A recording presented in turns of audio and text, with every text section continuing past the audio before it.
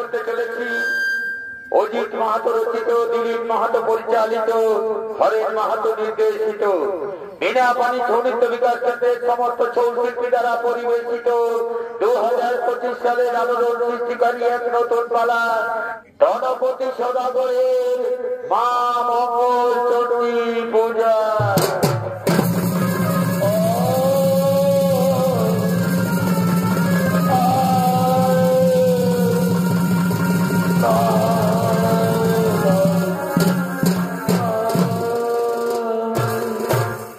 তাই ওদিকে উজ্জয়িনী নগরের রাজা গণপতি সদাগরের দ্বিতীয় স্ত্রী খুলনা মা মঙ্গল চণ্ডী পূজা করার জন্য অন্তঃপুরের দিকে করছেন আগমন।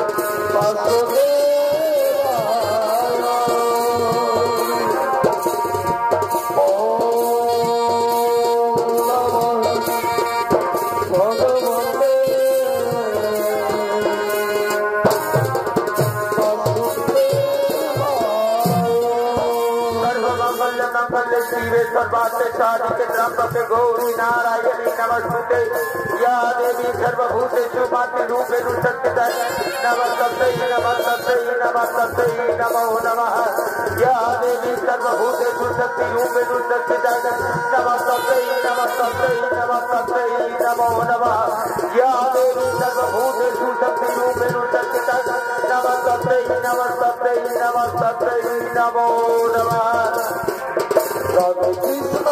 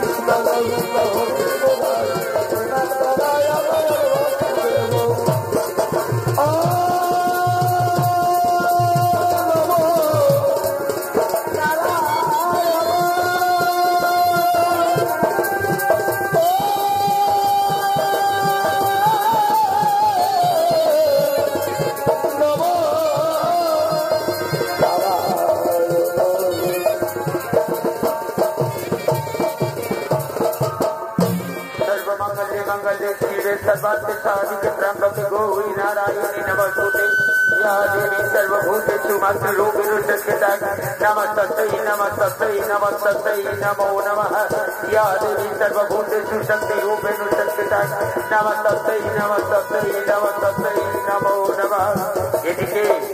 এদিকে খুলনা অন্তঃপুরে মা মঙ্গল চণ্ডী পূজা করার জন্য রত রয়েছে। আর ওদিকে ধনপতি সদাগর তার মন্ত্রী সভাসদের নিয়ে নিজ রাষ্ট্র তাদের দিকে করছে না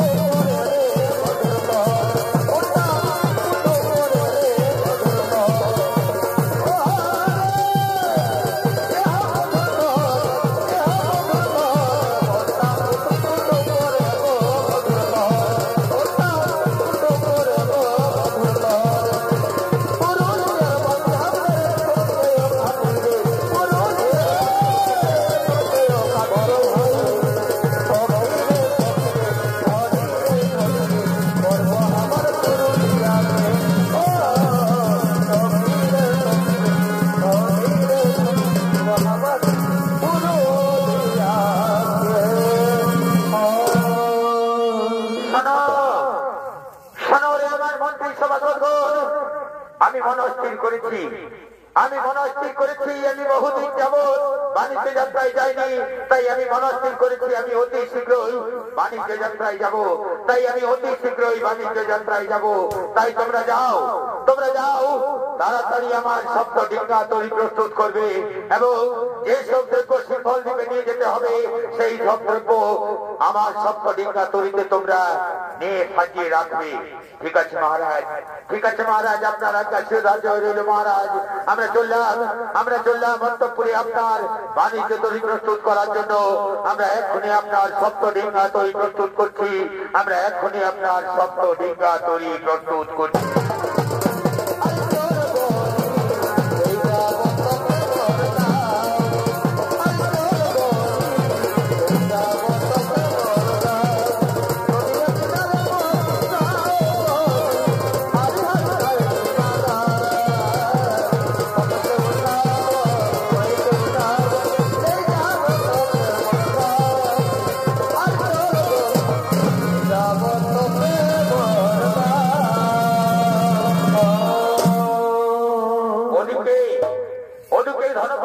সদাগরের নির্দেশ মতো তার মন্ত্রী সভাসদগণ তারা বাণিজ্য তৈরি প্রস্তুত করার জন্য ছুটে গেলেন।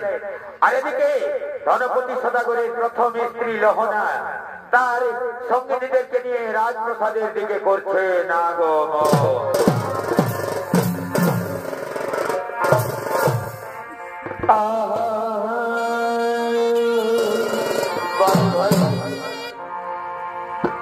আর কুলির মোড়াই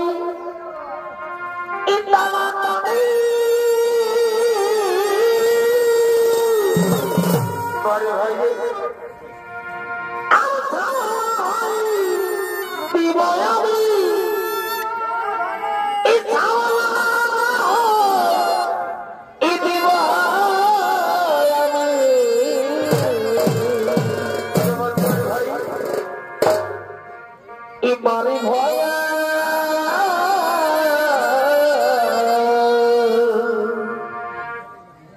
খাল ভরা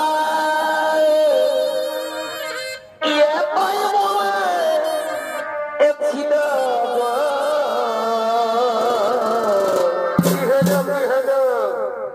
আধা দিলে এক খুলে দাদা আদিল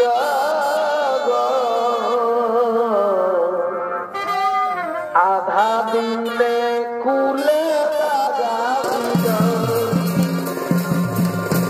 বাড়ি ভয়া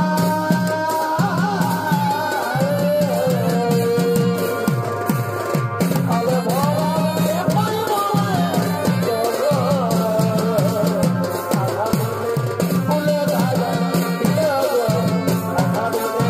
কুলে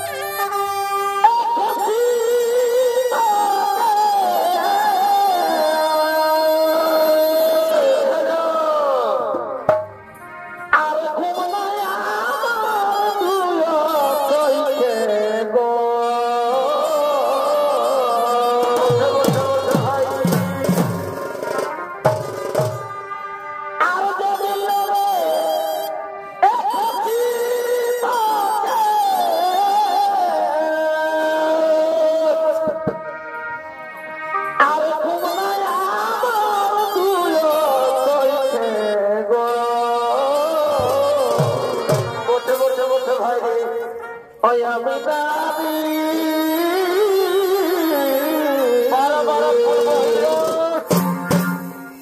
ওই আমি দাবি তোমায় বিনা ইরাইতে গো দুলালি ইকি দিয়ে মন ভোলা আলি গো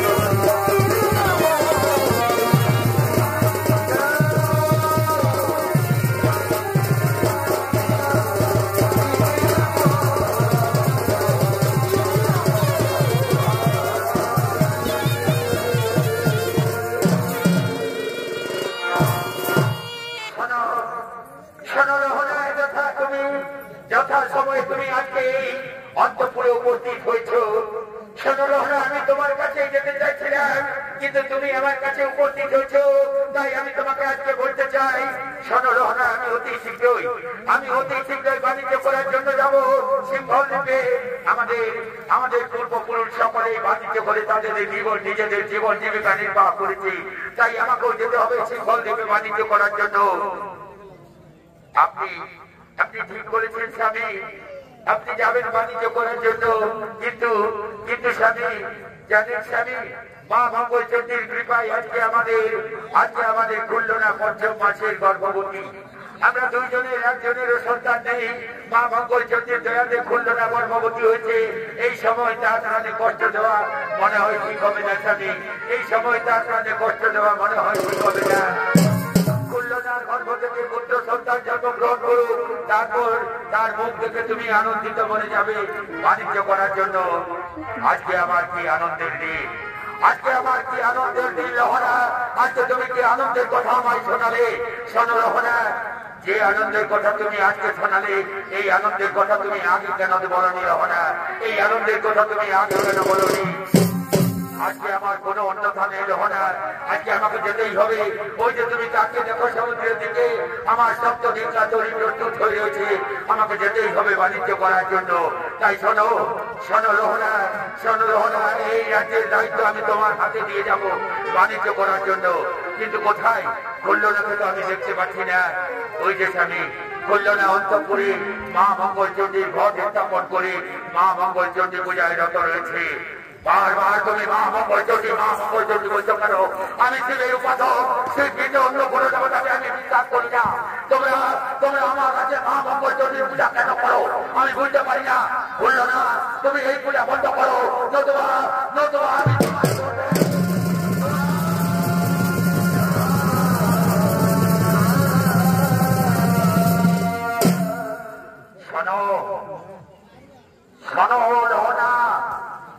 আমি বলে দিয়ে গেলাম আমার রাজ্যে সেই ভিন্ন অন্য কোনো দেবতার পূজা হবে না।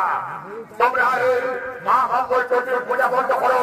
আর শোনো রহনা, আমি যাওয়ার সময় আর একটা কথা বলে দিয়ে যাচ্ছি।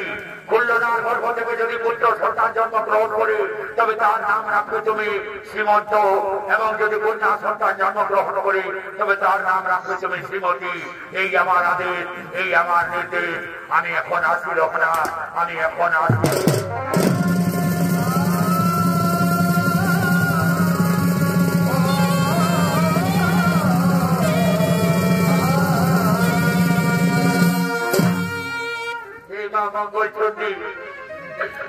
মঙ্গল চণ্ডী, আমার স্বামী ভুলের জন্য তাকে তুমি ক্ষমা করো মা। তোমার কাছে আমি করো জোরে বিরতি করছি, বলছি মা আমার স্বামীর এই ভুলের জন্য তাকে তুমি ক্ষমা করো মা। আমার স্বামীর এই ভুলের জন্য তাকে তুমি ক্ষমা করো। শোনো বললো না, চলো আমরা অন্তঃপুরে ফিরে যাই। চলো আমরা অন্তঃপুরে ফিরে যাই।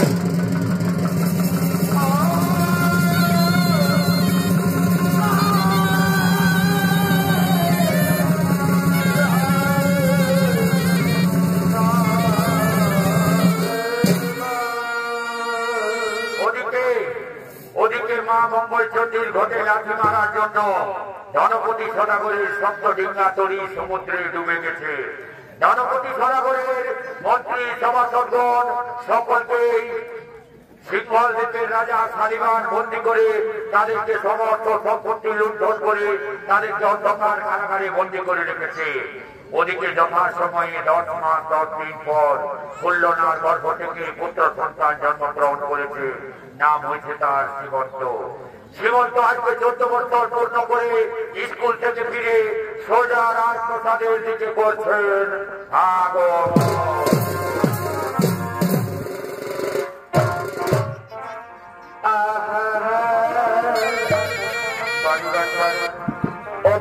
তোমার ভুলা আগাই অধনি তোমার ভুলা আজাই তবে আকাশের তারা আর কি ধারা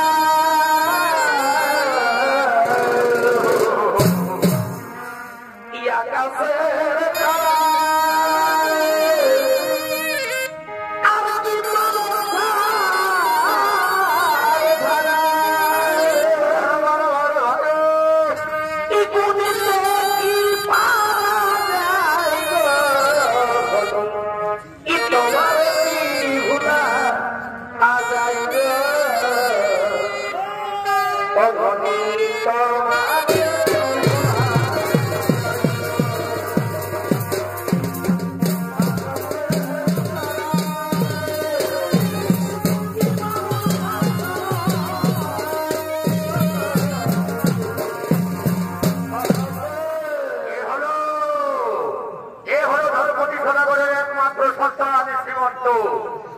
স্কুল থেকে ফিরে সোজা রাজপ্রসাদের দিকে করেছেন আগমন। আর এই শ্রীমন্তের ভূমিকায় আপনাদের আলোকভাষিত মহান মঞ্চে যিনি সৌন্দর্য পরিবেশন করে দেখাবেন সে হল স্বর্গীয় অর্থাৎ দুর্যোধন মন্ডল ছৌ সম্প্রদায় কর্মটাকে জেলার স্বনাম ধন্য জনপ্রিয় ছৌ শিল্পী নৃত্যশিল্পী বিপ্লব সিং সরকার।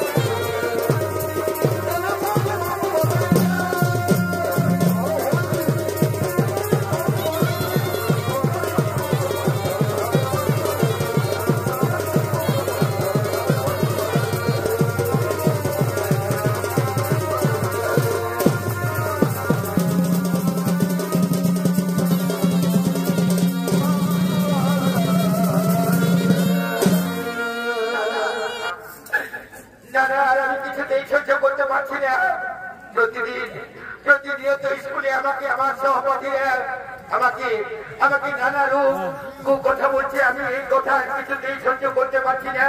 আমার সহপাঠীরা আমাকে যারো সন্তান বলছে। সত্যি তো বলবে তো, কেন বলবে না? আজ আমার 14 বছর পূর্ণ হলো। আমার দুই মাতার স্মৃতিতে সিঁদুর আমি প্রতিনিয়ত পড়তে দেখছি, কিন্তু কোনোদিন আমি আমার পিতাকে দেখলাম না। কে আমার পিতা, কে আমার জন্মদাত্রী মা, আমি তাকে কোনোদিন জানতে পারলাম না। দুই মাতার মধ্যে কে আমার গর্ভধারিণী মা এবং কে আমার পিতা, কোথায় রয়েছে আমার পিতা, তা আজ পর্যন্ত আমি জানতে পারলাম না। তাই তো আমাকে আজ জানতেই হবে, যেমন করে হোক আজ আমাকে জানতেই হবে কে আমার গর্ভধারিণী মা, কার গর্ভে মোর জন্ম হয়েছে, কে আমার পিতা, কোথায় রয়েছে আমার পিতা। কিন্তু মাকে তো দেখতে পাচ্ছি না। না না, আমি মাকে ডাকবো, মায়ের কাছে থেকে আমি সমস্ত কিছু জানবো। মা গো,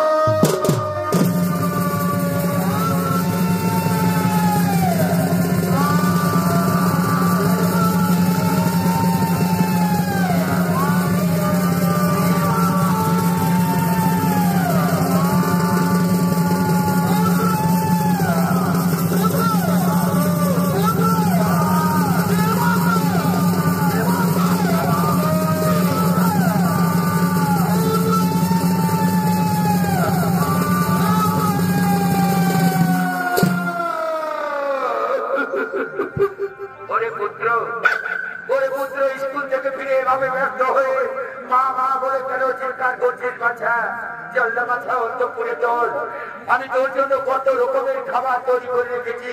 চল বাছা, অন্তঃপুরে চল। না মা, আজ আমি কিছুতেই অন্তঃপুরে যাবো না মা। আজ আমি কিছু খাবার পর্যন্ত গ্রহণ করবো না মা। আজ আমি জল পর্যন্ত গ্রহণ করবো না। তুই কি বলছিস খোকা? সোনা মানিক আমার, কেন যাবি না বাছা অন্তঃপুরে? চল বাছা, অন্তঃপুরে চল। স্কুল থেকে এসেছিস বাছা, হয়তো তোকে খিদে পেয়েছে। চল না বাছা, অন্তঃপুরে চল, খাবার খাবি চল। না মা, আমি তো বললাম মা, আজকে আমি জল পর্যন্ত গ্রহণ করবো না মা, যতক্ষণ পর্যন্ত না তুমি আমার দুটি প্রশ্নের উত্তর দাও। আমি প্রতিনিয়ত বারবার স্কুলে বহু বঞ্চনা, বহু কথা সহ্য করে আসছি মা, কিন্তু আজকে তোমাকে তার সত্য কথা বলতেই হবে মা। আজকে তোমাকে সত্য কথা বলতেই হবে। ওরে পুত্র, কি হয়েছে তোর? বললা বাচ্চা, কে তোকে কি বলেছে? মা গো, প্রতিনিয়ত স্কুলের সহপাঠীরা আমাকে যারো সন্তান বলে ঘৃণা করে, এমনকি তোমার কাছেও কলমের হাতও ছুড়ে দেয় মা। তোমাকে অসতী বলে মা, তোমাকে অসতী বলে। তাই তোমাকে আজ বলতে হবে মা, কে আমার গর্ভধারিণী মা, কে আমার পিতা, কোথায় রয়েছে আমার পিতা। ওরে পুত্র, এই তো প্রশ্ন, এই প্রশ্নের উত্তর আমি অবশ্যই দেব বাবা। জানিস বাবা, বললো না হলো তোর গর্ভধারিণী মা, আমি হলাম তোর সৎমা আর তোর পিতা। আজ 14 বছর হলো যেদিন তুই 5ম মাসের গর্ভে ছিলি, সেই দিন তোর পিতা গেছে বাণিজ্য করার জন্য সিংহল দ্বীপে, এখনো পর্যন্ত ফিরে আসেনি। কেউ বলেছে তার ভাগ্য ডিঙ্গা তরি নাকি সমুদ্রে ডুবে গেছে, আবার কেউ বলেছে সে নাকি দিগ্ভ্রম হয়ে অন্য কোথাও চলে গেছে, আবার ইদানিং শুনতে পাই তাকে নাকি সিংহল দ্বীপের রাজা অন্ধকার কারাগারে বন্দী করে রেখেছে। মা গো, এই কথা তুমি আগে বলনি কেন মা? এই কথা তুমি আগে বলনি কেন? তুমি 14 বছর বুকে পাথর দিয়ে অত দুঃখ সহ্য করে রয়েছে না, অথচ তুমি এই কথা আমায় আগে বলনি কেন মা? মা গো, তুমি আমায় আশীর্বাদ করো মা। আমি আমার দুধের ঋণ শোধ করার জন্য আমি যাবো সিংহল থেকে। যেমন করে হোক আমার পিতাকে আমি ফিরিয়ে নিয়ে আসবো মা, আমার পিতাকে আমি ফিরিয়ে নিয়ে আসবো। তুমি আমায় আশীর্বাদ করো মা, আমি যেন আমার এই কার্য সিদ্ধি করতে পারি মা। তুমি আমায় আশীর্বাদ করো। পুত্র, এই বয়সে তুই যাবি বাচ্চা সিংহল দিকে? তুই আমার নয়নের মনে, তুই যদি আমার কাছে থাকিস বাচ্চা, আমি সমস্ত দুঃখ ভুলে যাই বাচ্চা। চাই না তোমাকে যেতে হবে না বাচ্চা সিংহল দিকে। তুই আমার কাছে থাকলে আমার কোনো দুঃখ নেই বাচ্চা, তুই আমার কাছে থাকলে আমার কোনো দুঃখ নেই। মাগো, তোমার মনে প্রাণে কত ভালো বাবা,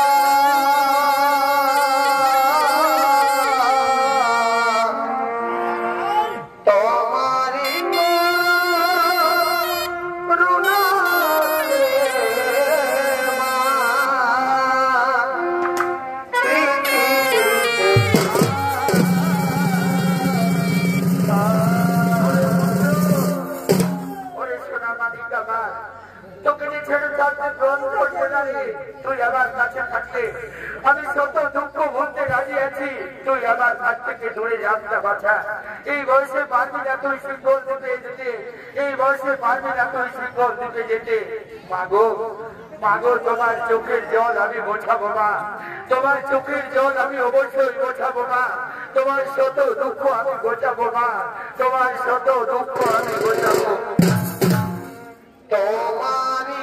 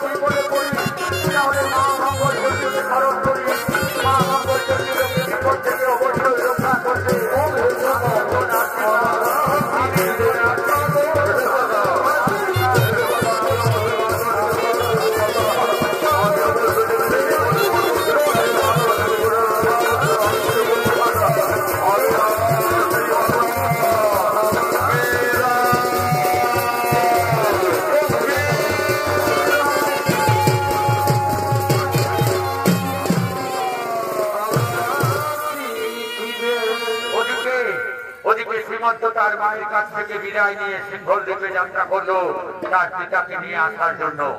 আর এদিকে সিংহল দ্বীপের রাজা শালিবান তার মন্ত্রী সেনাপতি সৈন্য সামন্তদের দিয়ে নিজ রাজপ্রাসাদের দিকে ঘুরছেন আগমন।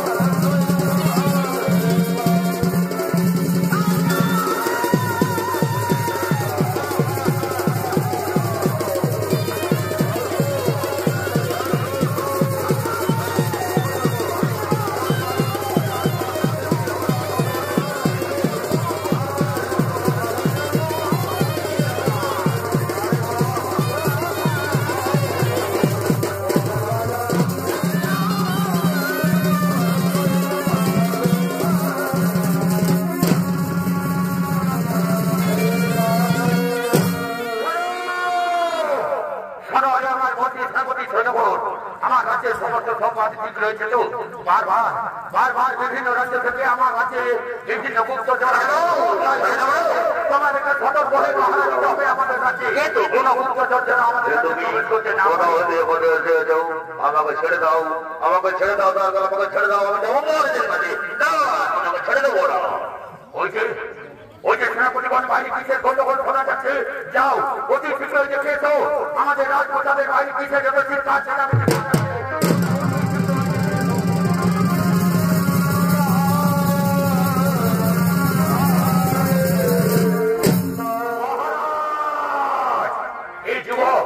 এই যুবক জোর করে আমাদের রাজপ্রসাদে প্রবেশ করার চেষ্টা করছিল মহারাজ। যার পাল্লা তাকে প্রবেশ করতে দেয়নি, তাই এই যুবক চিৎকার চেঁচামেচি করে জোর করে আমাদের রাজ্যে প্রবেশ করার চেষ্টা করছিল মহারাজ। বলো বলো যুবক, কি লাভ নাম কোথায় তব ধাম, কিবা হেতু এই সিম্বল দেবে তব মহারাজ। মহারাজের নাম বলছি কথা বুঝইনি, বাণিজ্য করার নাকি সিম্বল দেবে আসে আমি। ও বাণিজ্য করতে এসেছি।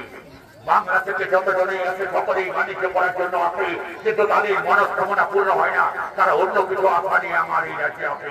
সত্যি করে বল কি জন্য এসেছিস আমার কাছে?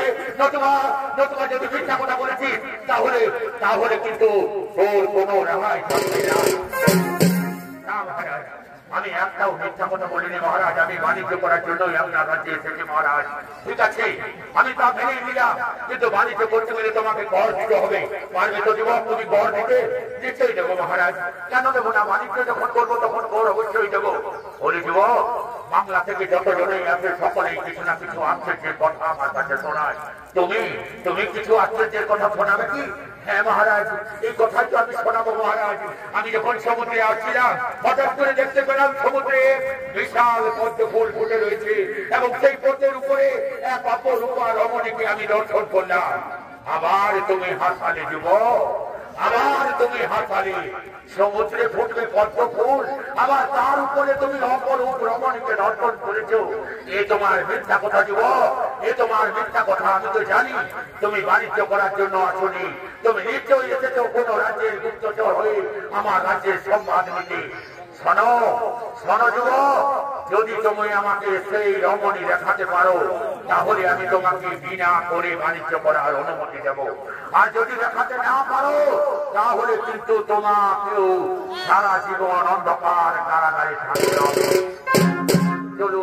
চলুন মহারাজ, আমি আপনাকে দেখাবো সমুদ্রে, আপনি চলুন আমার সঙ্গে, আমি আপনাকে নিশ্চয়ই দেখাবো সেই সুন্দর রমণীকে দেখাবো। চলো যুবক, দেখি কোথায়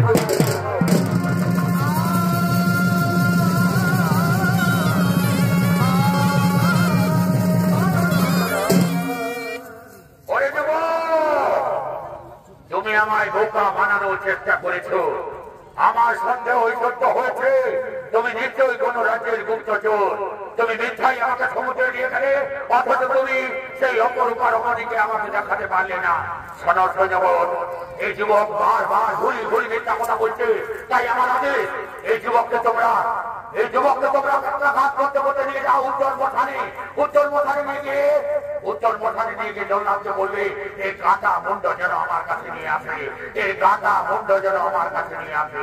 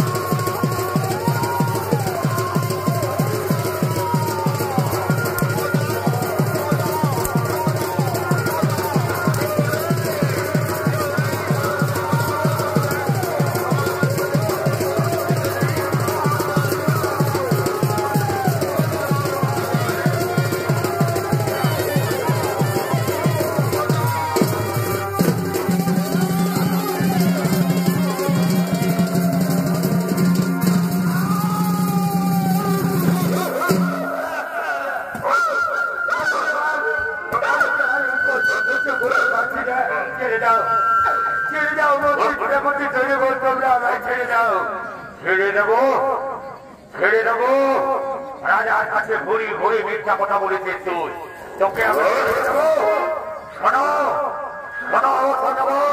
ছেড়ে দেওয়ার প্রশ্ন আসছে না আমাদের কাছে নির্দেশ হয়েছে যাও তোমরা অতি শীঘ্র জল্লাদকে ডেকে নিয়ে এসো জল্লাদের হাতে তুলে দেবো আমরা এই যুবককে তারপর আমরা ফিরে যাবো জল্লাদের কাটা বন্ধ নিয়ে যাবে রাজার কাছে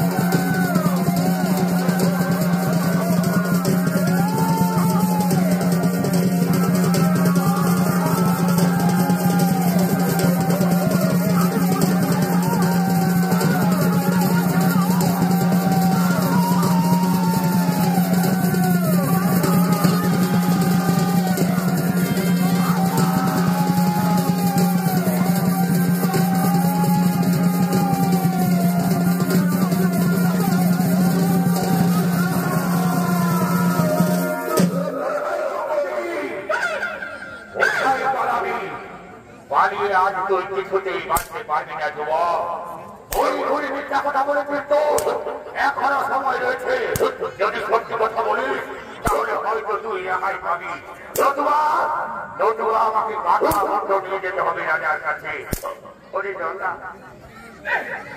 জল্লা আমি যে কোনো মিথ্যা কথা বলিনি আমি যে যা বলেছি সমস্ত কথা আমি সত্য বলেছি তুমি আমায় ছেড়ে দাও জল্লা এই জ্বালা আমি আর কিছুতেই সহ্য করতে পারবো না তুমি আমায় ছেড়ে দাও জল্লাদ তুমি আমায় ছেড়ে দাও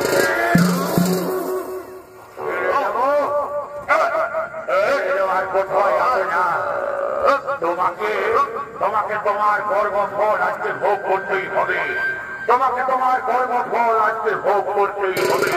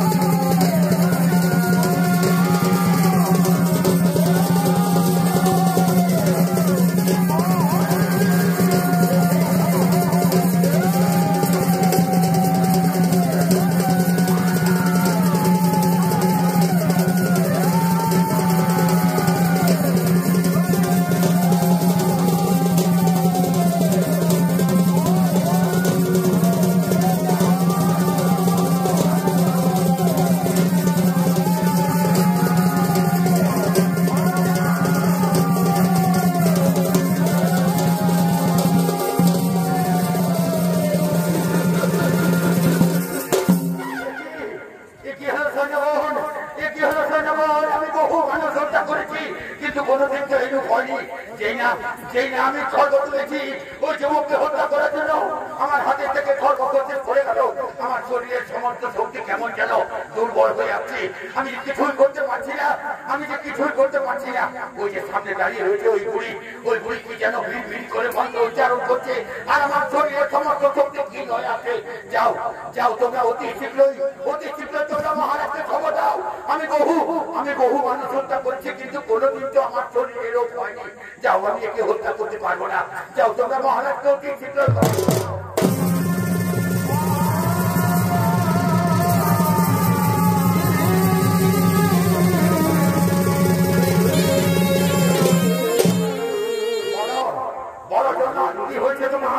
কেন একে হত্যা করতে পারবে না?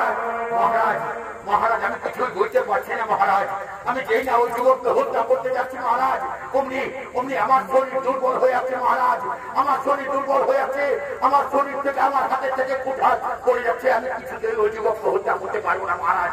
ওই যে দেখছেন সামনে দাঁড়িয়ে রয়েছে ওই বুড়ি যেন কি ভিড় ভিড় করে মন্ত্র উচ্চারণ করছে, আর আমার শরীরের সমস্ত শক্তি ক্ষীণ হয়ে আছে মহারাজ। আমার শরীরের সমস্ত শক্তি ক্ষীণ হয়ে আছে। এই বুড়ি, এ তুই কোথা থেকে এত শক্তি পাস? এ তুই সত্যি করে বল, নতুবা তোকে আমরা এই যুবকের সঙ্গে হত্যা করবো।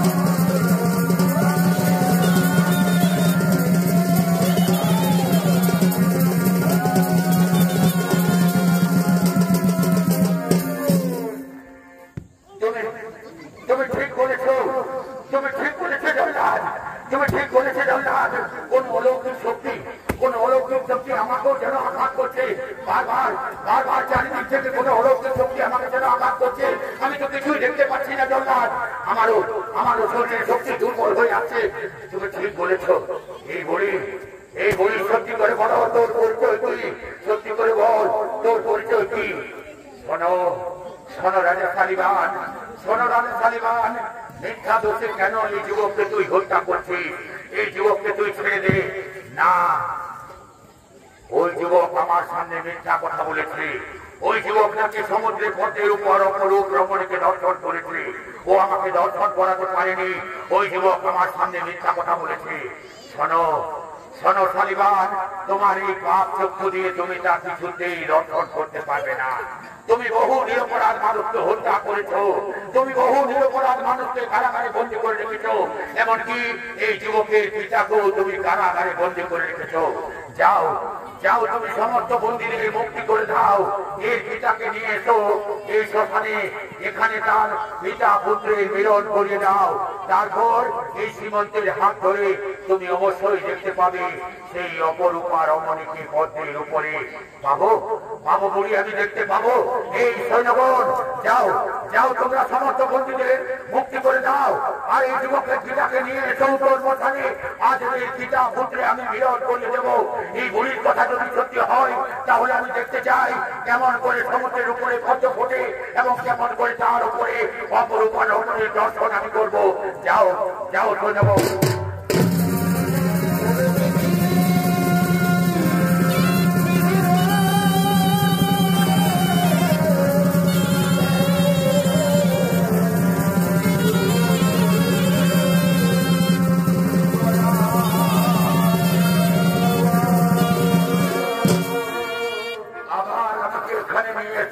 মহারাজ, আমি তো কারাগারে ভালো ছিলাম, এখানে আমার নিয়ে কেন?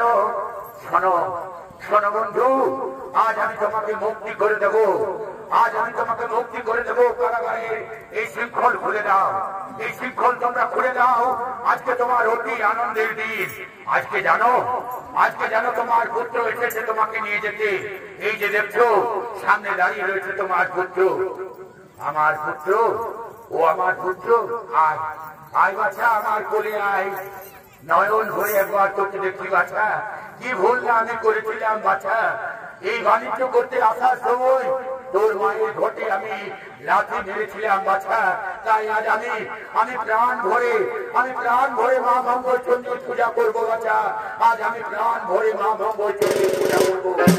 এই বুড়ি, আমি তোমার কথা মতো সব করেছি। অতি শীঘ্রই তুমি সমুদ্রের সেই অপরূপ রমণীকে আমায় দর্শন দাও। অবশ্যই দেব। তুমি সীমন্তের হাত ধরো, অবশ্যই তুমি দর্শন পাবে। তুমি সীমন্তের হাত ধরো।